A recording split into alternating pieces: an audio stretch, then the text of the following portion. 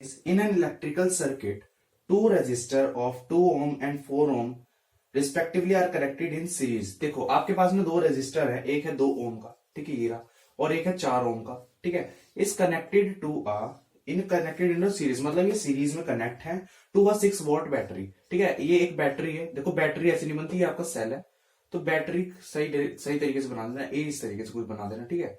तो ये आपका क्या हो गया, आपका हो गया ये बैटरी, ठीक है। और ये आपका की, तो ये आपका पूरा का पूरा सर्किट था। ये आपका 2 ओम वाला है, ये आपका 4 ओम वाला रेजिस्टेंस है, ठीक है।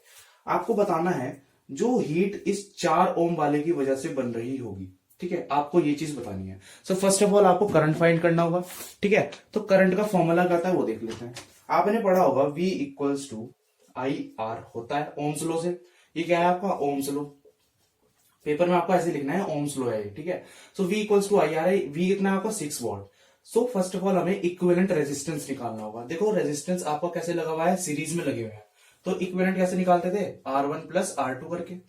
R1 कितना है 2 ओम, R2 कितना है 4 ओम, टोटल कितना हो गया 6 ओम, ठीक है। चलिए तो ये आपका इक्विवेलेंट रेजिस्टेंस हो गया। अब V equals to I R था, आपको करंट निकालना था, तो करंट का फॉर्मूला क्या हो जाएगा, V अपॉन R।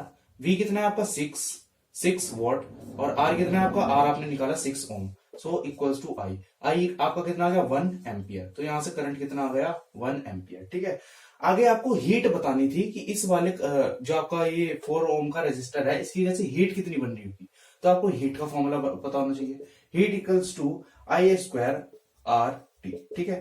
तो आई कितना था आपका, आई था आपका 1, आर कितना था, आर आपको 4 ओम लेना है खाली, क्योंकि इसने पूछा है कि जो खाली 4 ओम की वजह से जो हीट बन रही होगी, ठीक है। तो यहाँ पर 4 लिख दो।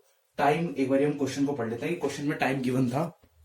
तो हाँ जी, क्वेश्चन में टाइम गिवन है, इन्होंने कहा है 4 ओम रेजिस्टेंस इन 5 सेकंड, ठीक है। तो यहाँ पर 5 से मल्टीप्लाई करनी है, 4 5 जा 20, ये आपका हीट, और यहाँ पर जूल जरूर लगाना, बिकॉज जूल क्या है, यूनिट है हीट की। तो ये था आपका क्वेश्चन का आंसर। इसी तरीके से अगर वो आपसे पूछ लेगा 2 ओम की वजह से हीट कितनी निकल रही थी, तो आपको रेजिस्टेंस यहाँ पे खाली चेंज करना था, कितना करना 2 ओम, क्योंकि करंट आपका सेम ही रहेगा, ठीक है। करंट आपका सेम रहेगा पूरे के पूरे सर्किट में।